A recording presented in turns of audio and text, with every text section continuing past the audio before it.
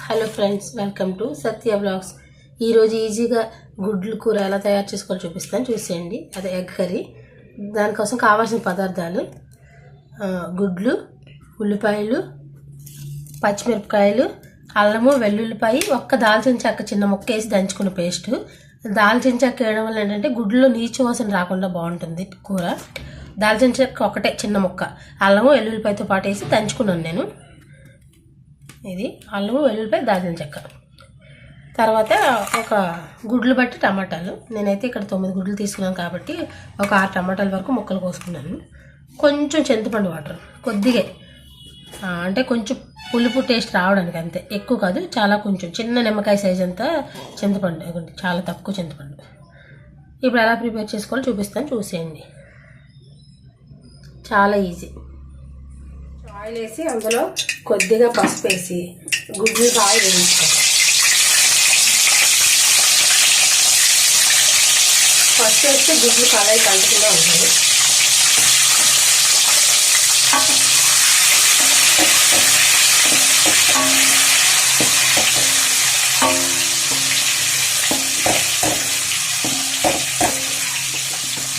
ఇలా కలుపుతూనే ఉండాలండి, లేదంటే కళాయి కంటుతూ ఉంటుంది. చాలా ఈజీగా బాగుంటుంది టేస్ట్, తప్పకుండా ట్రై చేయండి.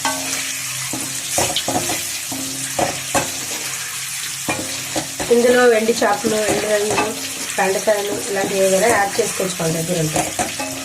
పచ్చి రొయ్యలు, ఉప్పు గుడ్లు వద్దు అనుకుంటే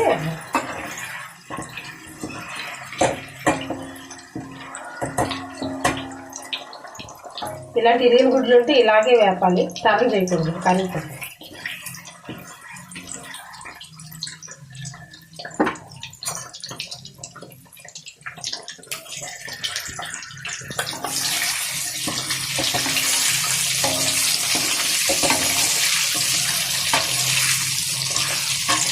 గుడ్లు వేసుకున్నాం కదా, దీన్ని తీసుకోండి.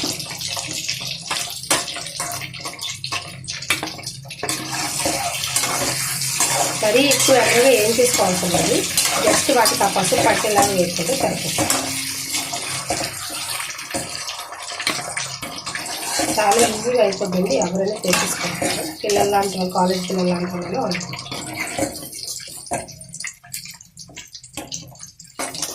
ఏ కూరలోనైనా సరే చింతపండు ఎక్కువగా యాడ్ చేసుకోకూడదు. ఇప్పుడు ఉల్లిపాయలు, పచ్చిమిరపకాయలు. గుడ్లు కూర కదా, కొంచెం ఉల్లిపాయలు ఎక్కువ తీసుకుంటే టేస్ట్ బాగుంటుంది. కొంచెం కరివేపాకు వేస్తాం.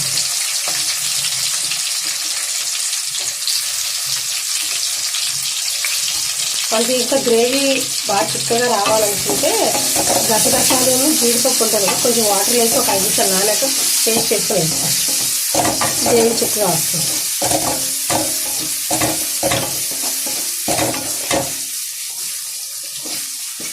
2 నిమిషాలు పడుతుంది వేయడానికి.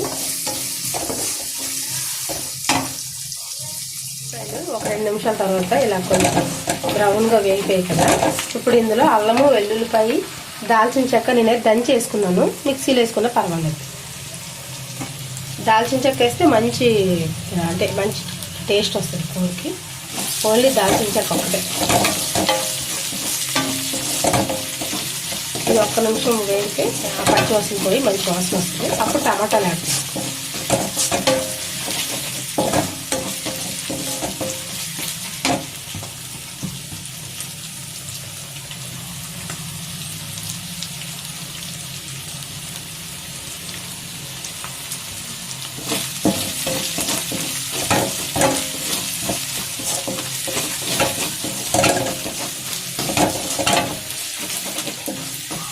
పచ్చి వాసన పోయాకే వేయాలి, మాకు తెలుస్తుంది వాసన.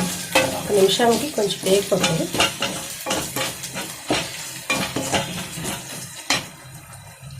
ఇందులో బాగా మగ్గిన టమాటాలు అయితే దేశవాళ టమాటాలు ఉంటాయి కదా, ఎక్కువ జ్యూస్ ఉంది, వాటికైతే ఒక చింతపండు యాడ్ చేయక్కర్లేదు. మనకు సంక్రాంతి టైంలో వస్తుంది. అవి చూడడానికి గుమ్మడికాయలే ఉంటుంది మోడల్. వీటికి కొంచెం స్వీట్ ఉంటాయి కాబట్టి కొద్ది చింతపండు యాడ్ చేసుకుంటే బాగుంటుంది. ఇందులో కొంచెం ఉప్పు యాడ్ చేస్తున్నాను టమాటాలు మగ్గడానికి. అలాగే కూరలో కూడా సరిపోద్దని యాడ్ చేసేస్తున్నాను.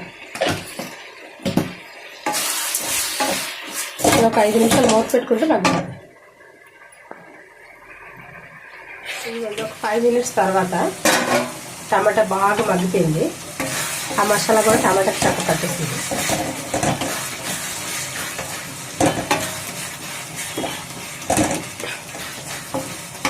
ఇప్పుడు ఇందులో ఉప్పు ఆల్రెడీ యాడ్ చేసాం కాబట్టి కారం ఒక 3 స్పూన్లు కారం వేసుకున్నాను.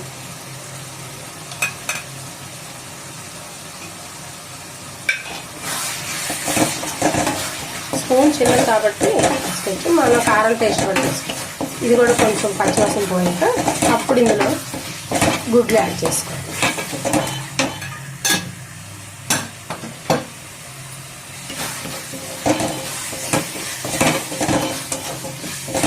ఒక నిమిషం జస్ట్ ఇలా కలుపుకుంటే చాలు.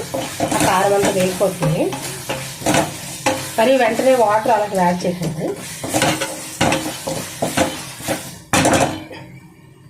ఇది ఆయిల్ లాంటిది పైకి వచ్చిందంటే అది వేగిపోయిందని అర్థం.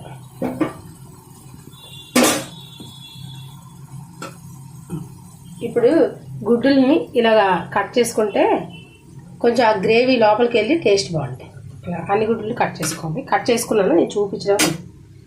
ఇప్పుడు ఇవి ఇందులో యాడ్ చేసేసుకోండి.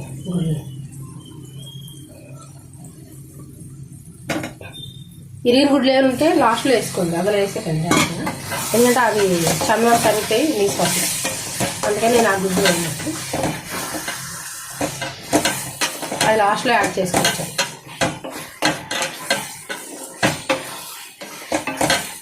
ఇలా అయినా కూడా తినేవచ్చు. కొంచెం గ్రేవీలో కావాలంటే వాటర్ యాడ్ చేసుకోండి. ఇంకా మీకు చిక్కగా గ్రేవీ ఎక్కువ ఉండి చిక్కగా కావాలనుకోండి గసగసాలు జీడిపప్పు కొద్ది నానబెట్టి పేస్ట్ చేసుకొని వేసుకున్నప్పుడు అవి కూడా యాడ్ చేసుకుంటే బాగుంటాయి. మనం వాటర్ ఎక్కువ యాడ్ చేసినా గ్రేవీ చిక్కగా ఉంటుంది. చాలా ఈజీగా అయిపోతుంది. యాక్చువల్గా ఎమర్జెన్సీకి కూడా చేసేసుకోవచ్చు. ఇప్పుడు ఇవి వేగాయి కదా, కొంచెం పట్టాయి కదా. ఇప్పుడు ఇందులో చింతపండు యాడ్ చేస్తున్నాను. కొద్దిగా చింతపండు ఇలా జల్లెడ పెట్టి యాడ్ చేసుకుంటే ఆ చెత్త ఏం దిగదు. చక్కగా ఒక్కటైనా చెత్త పడిపోద్ది లేదండి. ఇప్పుడు ఒక 5 నిమిషాలు ఆ పులి పిరిగి వరకు పగిలించేసి ఆపేసుకోవడమే. చాలా మన దగ్గర మసాలా పొడి ఉంటే యాడ్ చేసుకోవచ్చు, లేదంటే అవసరం లేదు.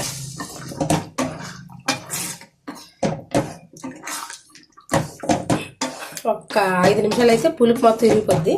సిమ్లో పెట్టాలి, హైలో పెట్టకూడదు.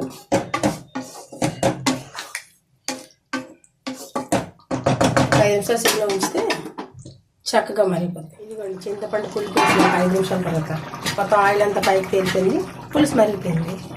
అంతే, చాలా టేస్టీ అండి ఎగ్ కర్రీ రెడీ. మీకు నచ్చితే తప్పకుండా లైక్ చేయండి, షేర్ చేయండి, సబ్స్క్రైబ్ చేసుకోవడం మర్చిపోవద్దు. ఇంకా మన ఛానల్లో మంచి మంచి వీడియోస్ ఉన్నాయి, ఒకసారి విజిట్ చేయండి.